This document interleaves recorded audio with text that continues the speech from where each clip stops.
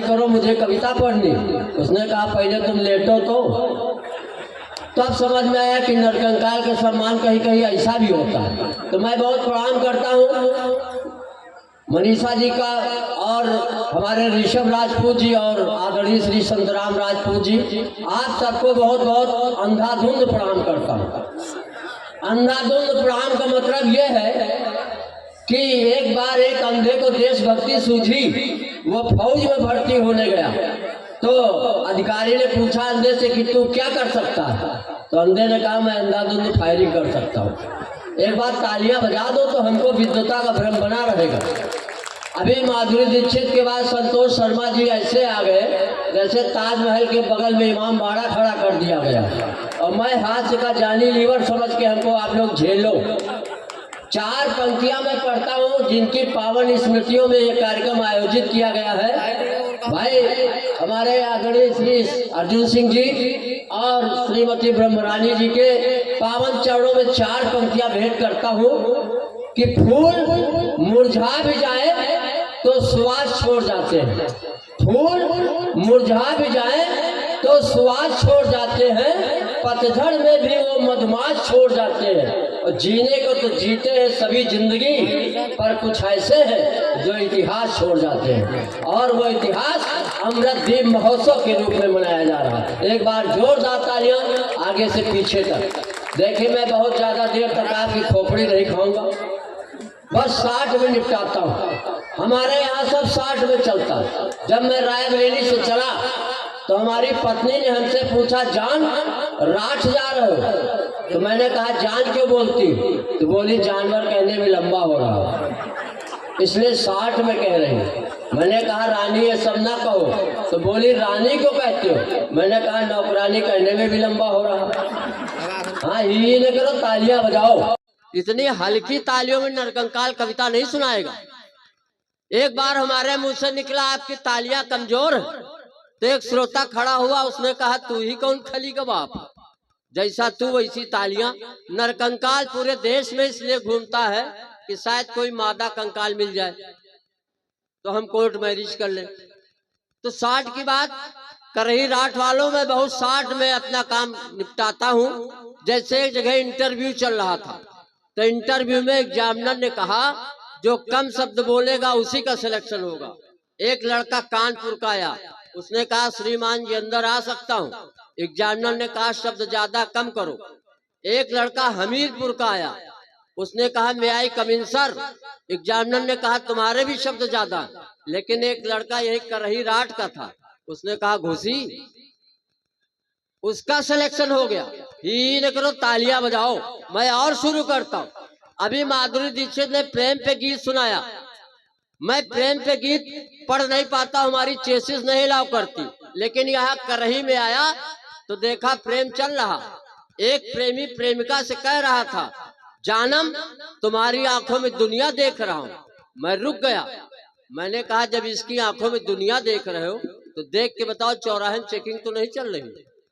क्योंकि आज हमारे पास डीएल भी नहीं है। चार पंक्तियां अपने प्यार की पढ़ता हूं, और यहीं से मैं शुरुआत करता हूं कि मुझे कितनी देर तक आपके बीच में काव्य पाठ करना है। कि मोहब्बत में इस कदर हम मटिया मेट हो गए, माशूक की शादी हो गई 2 दिन लेट हो गए। आज भी वो लग रही है ताजमहल, एक अहम है कि पिचक के कोलगेट हो गए। और बाबा की सरकार ज्यादा प्यार मोहब्बत कर नहीं सकते। मेरी प्रेमिका गोबर फेंकने के बहाने आती। अब हम बहुत लोग ऐसे आदमी हम नरकंकाल के प्रेमिका गोबर फेंकेगी, कोई फॉर्च्यूनर से नहीं आएगी। मेरी प्रेमिका गोबर फेंकने के बहाने आती थी, घंटों हमसे बतियाती थी, हंसती थी, मुस्कुराती थी, जीने मरने की कस्में खाती थी। मोहब्बत के दुश्मन चंडालों ने भैंसी बेच दिया उसके घर वालों ने। अब बताओ हम प्यार करें तो कैसे करें? अब प्रेमिका छूट गई, लेकिन ऐसा नहीं। एक दिन प्रेमिका ने हमसे कहा था कि मैं तुम्हारे लिए मर जाऊंगी। मैंने कहा अगर तुम हमारे लिए मर जाओगी तो हम भी बुर्ज खलीफा से कूद के मर जाएंगे। वो बोली तुम क्यों मरोगे? हम कहा तुम्हारे चक्कर में चौराहे में इतनी उधारी हो गई है, जिंदा रहने से मर जाने ठीक है। तो कुछ पंक्तियां और प्यार के नाम पे पढ़ता हूं। अगर पसंद आए तो ठीक, नहीं 10-12 और पढ़ूंगा, हमारी कोई गारंटी नहीं। प्यार का बल्ब जलाए रहिए करही राठ वालों, इस जो आयोजन को आप बनाए रखिए।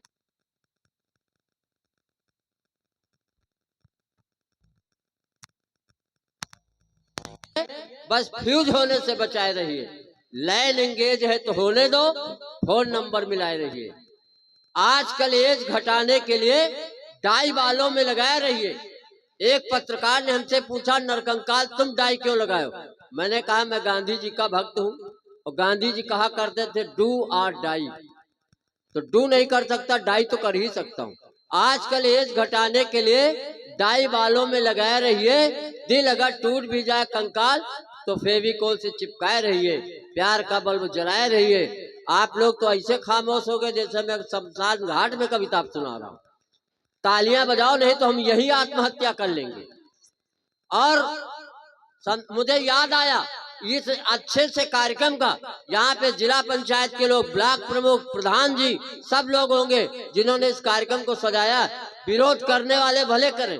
एक आदमी शमशान घाट में गया तो वहां लिखा था मृत्यु अटल है, तो उसने कहा यहाँ भी बीजेपी घुसी।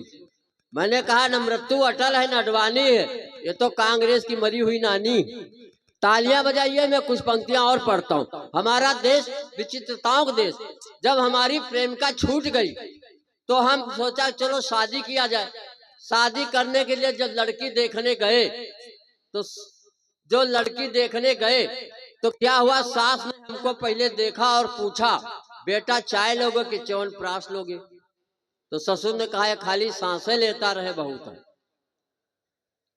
ससुर ने बिटिया से कहा लड़के को देखो, वो हमको 1.5 घंटे घूरती रही। बाद में बोली पापा हमको न दिखाओ, इनको किसी अच्छे डॉक्टर को दिखाओ। मैं डॉक्टर के पास गया। हमने कहा डॉक्टर, वही डॉक्टरों से इलाज करा जो भी पकड़े गए हैं दिल्ली में। मैंने कहा डॉक्टर साहब कुछ ऐसा इलाज करो कि हमारी शादी तय हो जाए। 3 महीने हो गए। हमने एक दिन डॉक्टर से पूछा, हम कहा डॉक्टर साहब ये बताओ, आप सिटी स्कैन किए, एक्सरा किया, ब्लड चेक किया, हमको बीमारी क्या? तो डॉक्टर ने कहा बेटा तुम्हारी बीमारी पोस्टमार्टम के बाद ही पता चलेगी। खैर किसी तरह हमारी शादी तय हो गई। लड़की जब सगी पत्नी विदा हो रही थी तो सास ने कहा बिटिया आज से यही तुम्हारी जिंदगी है। तो उसने फिर घूरा, कहा लानत है इसी जिंदगी पे। तो इतना बड़ा जिसका सम्मान हो उसके सम्मान में आप लोग तालियां कम बजा रहे हो। एक कविता पढ़ता हूं और अपना स्थान लेता हूं। हमारी मोदी सरकार नारी सशक्तिकरण के लिए बहुत योजनाएं चला रही। हमारे समक्ष भी मातृ शक्तियां बैठी हुई। मातृ शक्तियों को नमन करता हूं। नमन का मतलब यह है, जब मैं किसी कार्यक्रम में जाता था तो माँ को प्रणाम करके जाता था, कार्यक्रम सफल हो जाता था।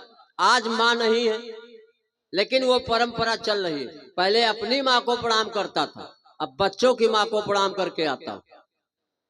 इसलिए मातृ शक्तियों को नमन करता हूं। मोदी सरकार है नारी सशक्तिकरण, बहुत सी योजनाएं चल रही। देखिए मैं किसी पार्टी का बात नहीं करता हूं, मैं अपनी कविता पढ़ने जा रहा हूं। एक आदमी देखा यहाँ जा रहा था शौच को लोटा लेके, हमने डांटा। हमने कहा मोदी जी ने इतने शौचालय बनवाए हैं, ससुरदास तुम बाहर जा रहे हो। उसने कहा चुप रहो हम विपक्ष में। तो ये बात नहीं होनी चाहिए। मैं कविता पढ़ता हूँ नारी सशक्तिकरण के नाम पे, अंतिम कविता पढ़ता हूँ। एक दिन हमारी पत्नी गिलास में दूध लेके आई, बोली पी लो। हमने कहा 20 साल शादी के हो गए, कभी एक गिलास पानी नहीं दिया, आज दूध दे रही हूँ। बोली पी लो, आज नाग पंचमी।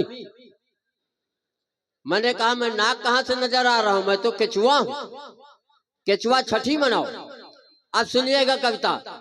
एक दिन मैं सपत्नी बाइक से जा रहा था, जिंदगी एक सफर है गाना गा रहा था कि सामने से गधा आया। हमारी पत्नी ने गधे को देखा तो बोली देखो तुम्हारे रिश्तेदार खड़े। हम कहा ससुर जी प्रणाम, लेकिन आप लोग न कहिएगा। कभी कभी ऐसा हो जाता, पत्नी के साथ जा रहे थे, एक अंधा भिखारी मिला। भिखारी ने हमारी पत्नी को देखा तो बोला ऐ हुस्न की मलिका 10 रुपये दे दो। हमने कहा दे दो, ये वाकई अंधा है। एक दिन मैं सपत्नीक बाइक से जा रहा था, जिंदगी एक सफर है गाना गा रहा था कि सामने से गधा आया, मैं बाइक से टकराया, दोनों लोग नीचे आ गए, दो मुंह मिट्टी खा गए, 10-12 लोग दौड़े। नारी सशक्तिकरण का ज्वलंत उदाहरण। 10-12 लोग दौड़े, मेरी पत्नी को उठाया, बहन जी कहाँ चोट लगी, हमदर्दी जताया। मैं दर्द से बिलबिला रहा था, मेरी मदद करो चिल्ला रहा था। मैंने कहा नालायकों, बहन का ही दुख दर्द मिटाओगे और जीजा जी मर रहे, इनको कब उठाओगे। और आजकल देश में अंतिम पंक्तियां पढ़ता हूँ प्यार के नाम पे, कि प्यार के नाम पे भगदड़ मची हुई। एक दिन अखबार में पढ़ा कि एक प्रेमिका 4 प्रेमियों के साथ भगी, तब समझ में आया प्यार अंधा नहीं, अंधाधुंध भी होता है। नहीं, ये बात सही ही मत करिए। और जब सास दामाद के साथ भगी तो हमारी आत्मा जगी।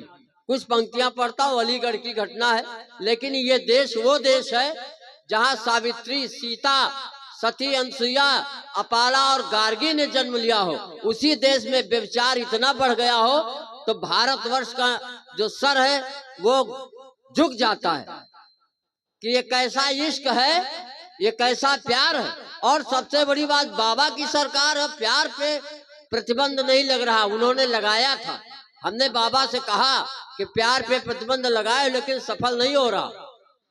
आप उत्तर प्रदेश में प्यार पे प्रतिबंध लगा दिए, राम की धरती, कृष्ण की धरती, आगरे का ताजमहल जो दुनिया को प्यार का पैगाम देता है, उन्होंने कहा चुप रहो, हम जिस सुविधा का लाभ खुद नहीं ले सकते,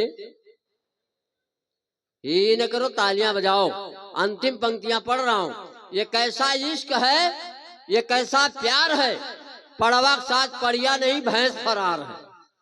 लाज का खूंटा, शर्म की रस्सी तोड़कर भग गई, लहरा बीमार है। और न जड़ी बूटी, न अनुलोम विलोम, न कपाल भाती, रामदेव का करे जब कामदेव सवार है। और योगी बाबा भी न रोक पाए प्यार की आंधी, एंटी रोमियो स्क्वाड बुलडोजर बेकार है।